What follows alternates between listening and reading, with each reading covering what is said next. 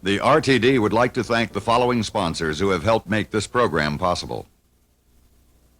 Universal Studios Hollywood, where you'll live the movies. The Gas Company, glad to be of service. And Longo Toyota Lexus, the world's largest dealer. The preceding program was paid for by the Southern California Rapid Transit District.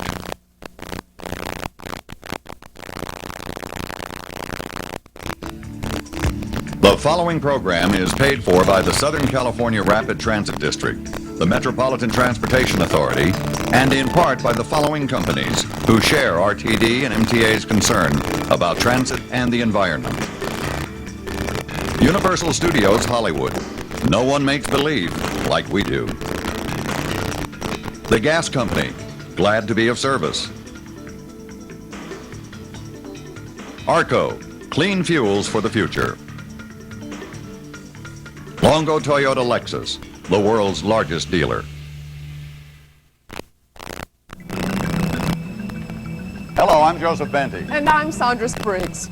We're here at the Westlake MacArthur Park Station in the heart of Los Angeles' new Red Line subway, the continuation of a Southern California transportation revolution. On this edition of Transit 2000, we're going to be going back to a city that many call North America's mass transit showplace. Some say it will give us a good glimpse of Southern California's transportation future.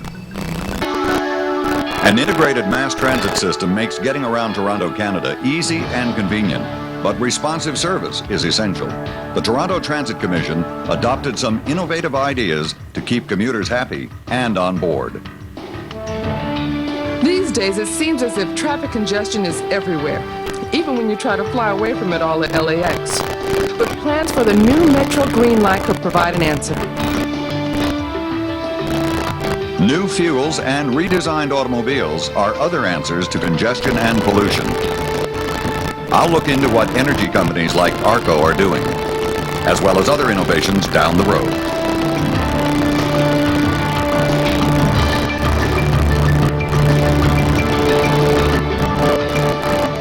All this and a lot more on Transit 2000. Say, you haven't been to Universal Studios for a while, have you? Universal Studios? No, I guess I haven't had a lot of free time lately. Well, if you were a California resident, you'd save big. You'd fly home with E.T., rock out with Beetlejuice, and thrill to Backdraft for just $19 for adults and only $14.50 for kids. So, you think you'd like to see it in person? Absolutely. How about right now? Yeah! California residents save 30% at Universal Studios Hollywood. E.T.! Clearing the air. All of us at the gas company are working to make it happen. You see, the gas you cook with and heat with is the same natural gas that can drive pollution away. That's because it's the cleanest burning of all conventional fuels. So let's use it wisely. Its abundant supply will help us all down the road. For help and how-tos, call on us, the gas company. Glad to be of service.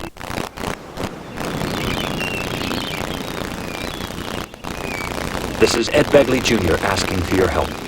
Let's clean up LA.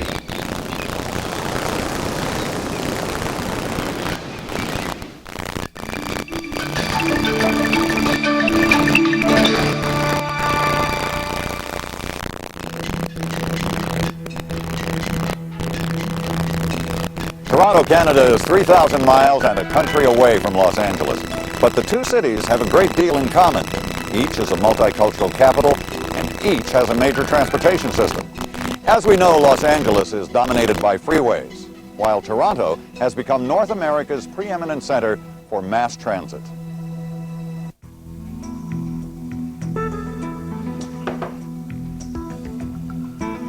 In his rural home, Harry Shardlow prepares for his daily commute.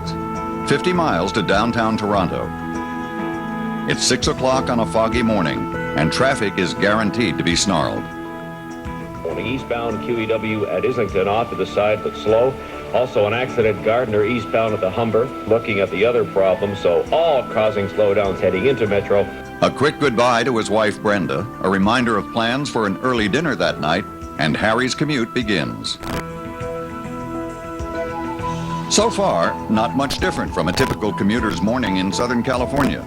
But during Harry's hour-and-a-half trip to downtown Toronto, he'll spend only 10 minutes in his car.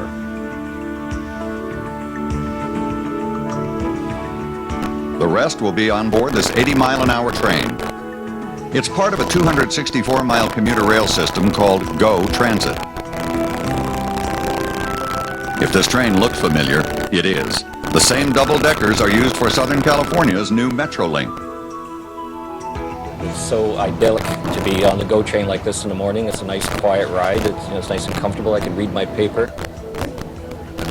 When I was traveling in by car, it's bumper to bumper going into the city.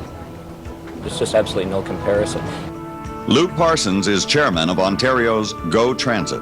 The GO system is an interregional passenger commuter service involving both rail and buses. And we are this year 25 years old. We're celebrating our anniversary. We have 150 train movements per day, and we carry 37 million riders. In addition to that, we have some 300 buses, which are some natural gas buses and some diesel fuel buses, that carry people to the places where we don't have train service. We presently have 67% of the people that work in the central business district in downtown Toronto arriving by public transit. By world standards, that's a very great achievement. Arriving at downtown Toronto's Union Station, Harry Shardlow is still a couple of miles from his office. But it will take him only 5 minutes to get there, thanks to the city's convenient subway system. Toronto has quite an extensive subway system. The trains are geared to the rush hour. For me, it's just a matter of walking off the train at Union Station, which is one of the major subway stops, and getting on the subway, and I go up 3 stops to where my office is, and it's about 15-20 feet away from the subway. So it's a perfect connection, and the subways run every 20 seconds, 25 seconds during the rush hour, so there's never any problem getting the train, and it's sort of a natural extension of the trip. The primary difference now, I think, is that I'm much more calm and relaxed when I get to the office in the morning because I'm not fighting traffic coming in. So when I get to the office now, after reading my paper for about an hour or so on the GO system, I'm much more relaxed and ready prepared to meet the day, quite frankly. Long-distance commuters like Harry Shardlow aren't the only ones who benefit from Toronto's integrated mass transportation system. There's no better example of the success of mass transit in Toronto than here at the Eaton Centre. Not only is this the city's main retail marketplace, it's also a major tourist attraction. More than 1 million people pass through here every week. 75% of them use mass transit. What's the secret to Toronto's mass transit success? Transit officials say it's 3 words: service, service, and service. The Chief General Manager of the Toronto Transit Commission, or TTC, is Alan Leach. Women are 58% of our passengers. They're our biggest market share. And we've determined, in the last 5 years, we better start working with our big market share and doing the things they want us to do. Because if we start losing the biggest part of our market, we're in big trouble. And we went through all the stations, all 65 stations at night with the police officer, firefighter, the women's group, our safety people, our security people, and we identified every area that created a cause for concern. And we made a commitment to them that we would eliminate them all and fix them all. Safety is a major concern of most transit passengers. It's a top priority here in Toronto. This is a designated waiting area. It is monitored when trains are in service by a television camera. Especially at night, lonely subway platforms can seem intimidating. Knowing that you're under the watchful eye of transit security is reassuring to many train passengers. Another popular security program is in place on Toronto's buses. Females had a concern about getting off of buses late at night at their stops and having to walk a long way, so we've set up a request stop program. And that any female after dark can request a driver to let her off anywhere on the route, whether it's a stop or not. Other examples of TTC's commitment to passenger service are everywhere, including special buses for physically challenged travelers. Inside the system, at major subway stations, another customer-conscious program involves video monitoring. Kindly let the patrons exit the train first, please. Utilize all doors, please, when boarding Keeping the train. track of passenger traffic allows TTC service staff to direct rush hour crowds to less congested platforms. Even the direction of escalators can be changed to respond to increased demand. Despite a showplace transit system, many Toronto commuters remain as committed to their cars as is the average Southern Californian. Increasingly, however, they are driving only a part of the way to their destinations, leaving their cars at park and ride stations, taking the train to downtown. Others come to closer kiss and ride facilities like this, where car commuters drop off train travelers, often ending the need for a second car. Parked car, parked train commutes save money. In Toronto, downtown parking is expensive and increasingly rare. For example, the city's Blue Jays baseball stadium holds 50,000 people, but transit-minded planners provided only 600 parking spaces. As a result, most sports fans take the train. At the end of the day on the GO train, Harry Shardlow relaxes during his 50-mile commute home. And he's not the only satisfied but demanding Toronto commuter, keeping GO Transit and the TTC on track. I think it's an excellent system. It's very reliable, so it always seems to be on time, and it's very clean, very comfortable ride. I think a lot of people like the GO train. Having a car is more of a liability, really, because then I have to pay for parking where I live, then I have to pay for parking where I work, and gas, and so on and so forth. It actually saves us money because before we had 2 cars, and now that we're both commuting into the city, we have eliminated one of the cars, so it's been a cost saving for us as well. I'm going back to school during the mornings, so I do take it down to the University of Toronto campus, after lunch to my office, usually out to the pub for the evening, and then back home again. They're always there for you. I like it. It's a good system.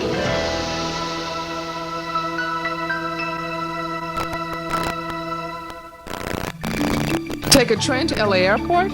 It's possible. Stay tuned.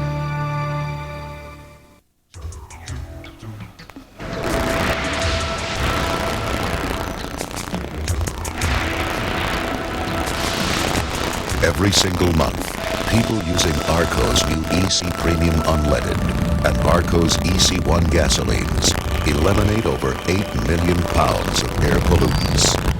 They're doing their part. How about you? Emission control gasolines from Arco.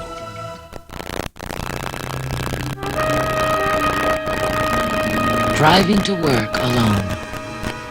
About 5 million people. Every day. In 5 million cars. By sharing the ride, just 1 day a week, we get about 1 million cars off the road and get to work about 50% faster. Join Team Rideshare. Share the ride once a week.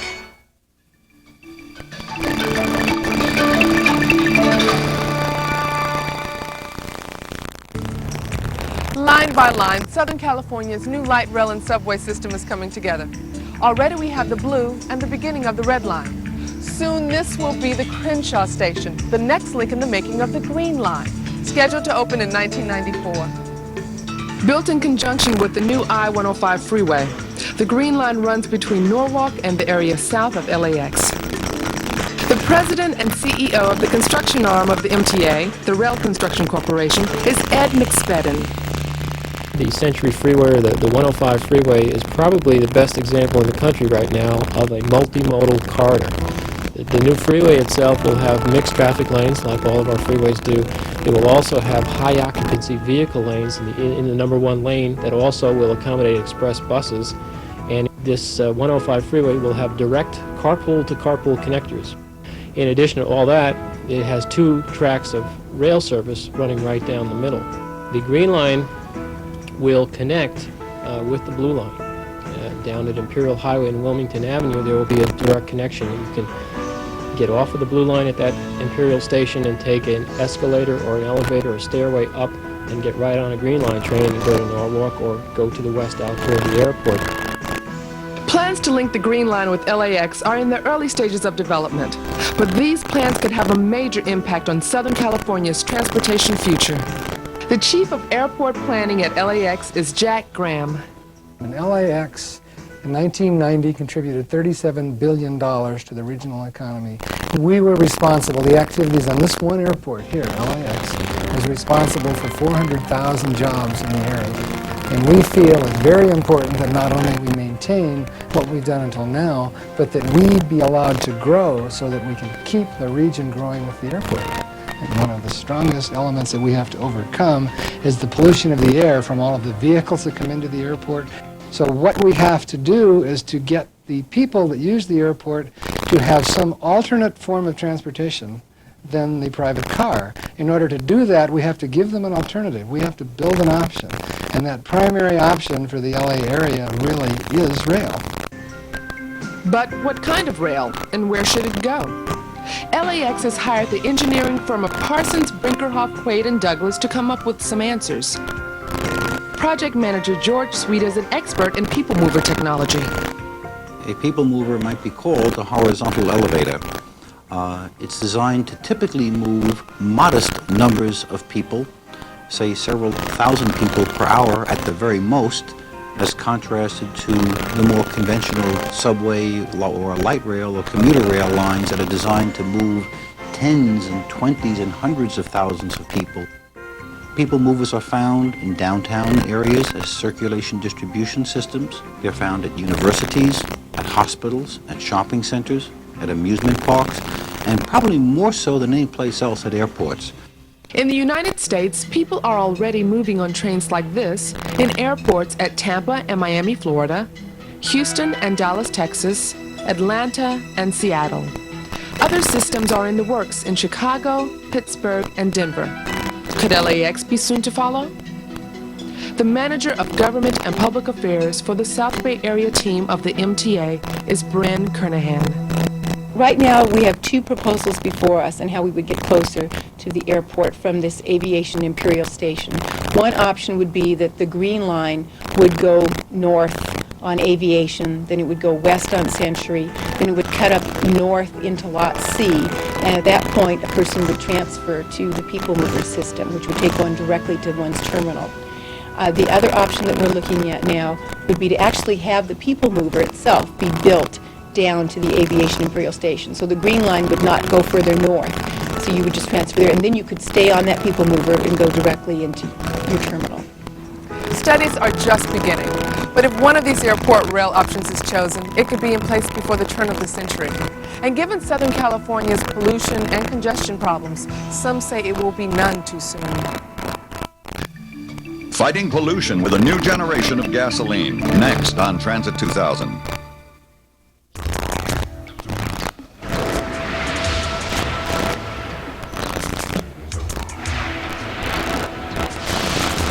Every single month, people using Arco's new EC Premium Unleaded and Arco's EC1 gasolines eliminate over 8 million pounds of air pollutants. They're doing their part. How about you? Emission control gasolines from Arco. Darryl Strawberry can hit and field. He weighs 200 pounds and can turn or stop on a dime.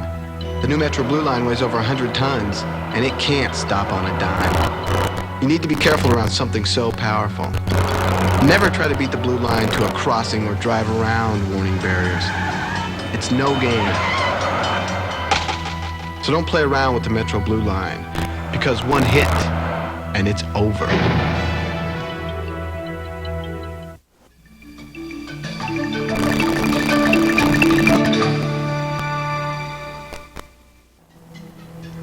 It's been known for some time that a large proportion of Southern California's air pollution problems begin here at the gasoline pump.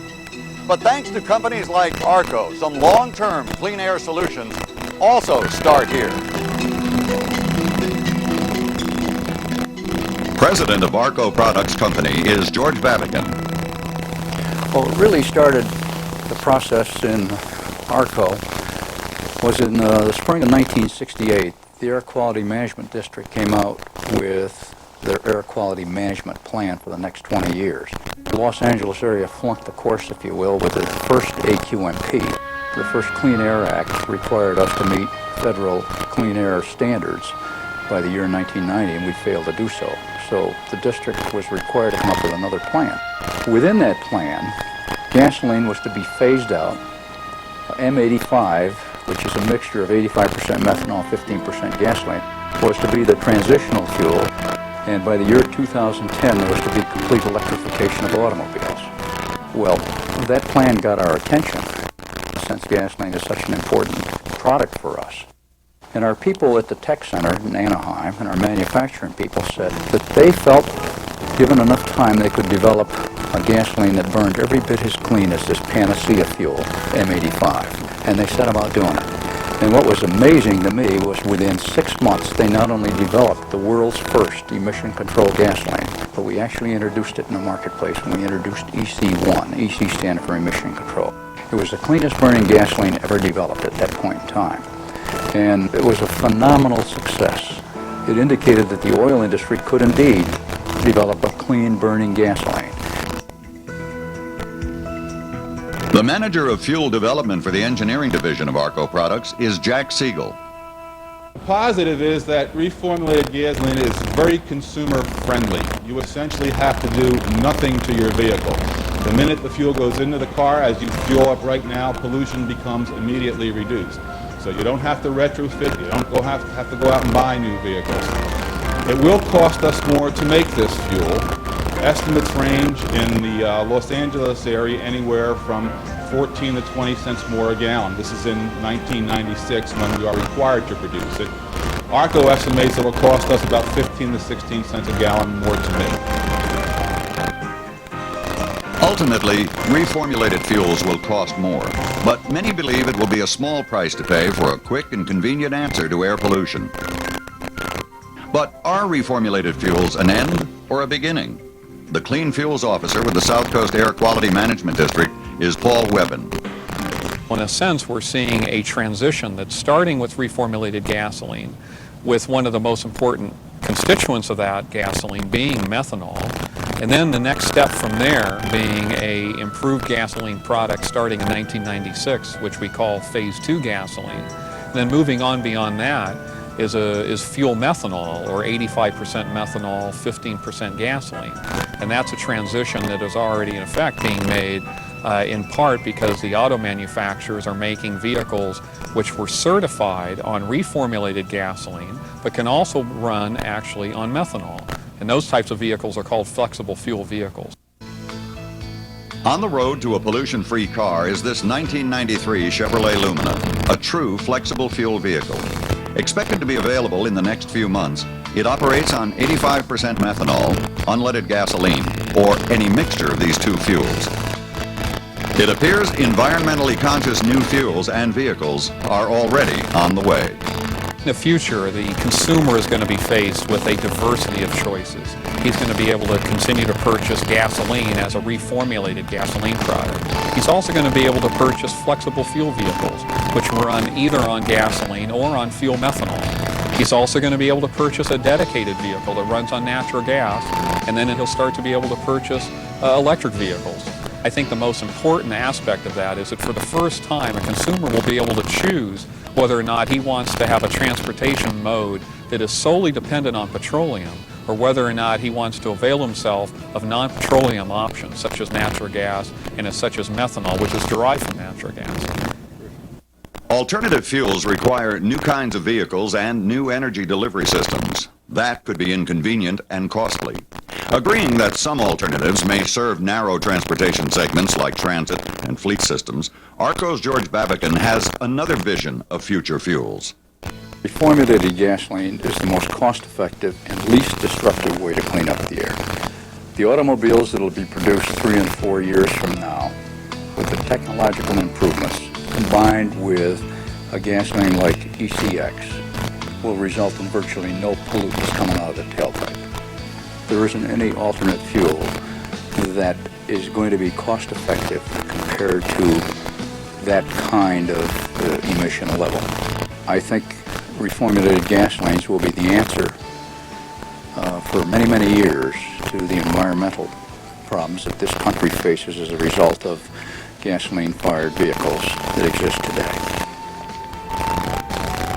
It's still too early to say if reformulated gasolines like ARCO's EC series is going to provide the short-range or the long-range solution to worldwide air pollution problems. But this much is certain. Clean air fuels are going to increasingly be the source that powers us into the 21st century. Transit 2000 will be back after these messages. My parents think writing in a teacup is hot. Say hello to hot! Wow! She's really getting into it! Excellent!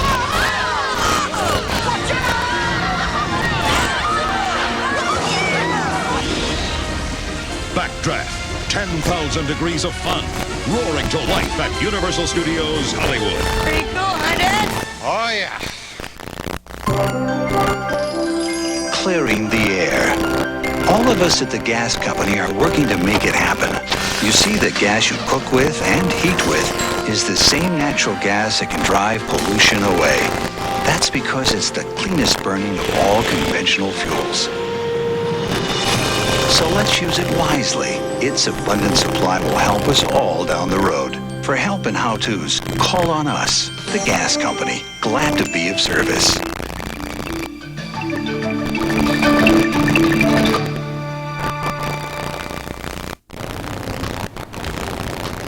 LA's new red line is only a few weeks old, but thousands already use the system every day. We wanted to see what people think about Los Angeles' new subway and how they use it. So we asked. I use it during lunchtime. I work in the Civic Center and I come down here to go shopping. It gets me back and forth real fast. I use it to go to and from school. I usually go to meetings. It enables me to leave the car at home and get around during the day without concern for having to need an automobile. I came from the East Coast where I used to ride back and forth to New York on the train, so I really love it. And this one is so clean. It's wonderful. It is efficient, clean, and on time. It's beautiful. I just wish it was longer. I wish you could take me home. So this is the first time I've used it. I came with my friends, and it's great. It's really great. That's it for this edition of Transit 2000. Next time, we'll investigate electric cars. Fact or fiction? That and a lot more on the next edition of Transit 2000. See you then. Bye-bye.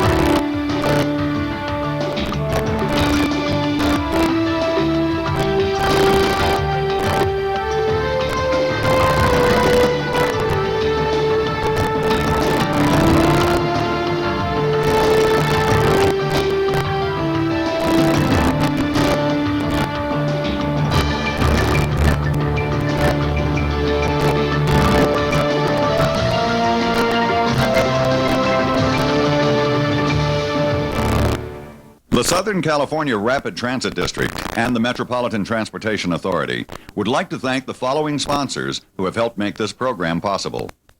Universal Studios Hollywood. No one makes believe like we do. The Gas Company. Glad to be of service. ARCO. Clean fuels for the future. Longo Toyota Lexus. The world's largest dealer. The preceding program was paid for by the Southern California Rapid Transit District and the Metropolitan Transportation Authority.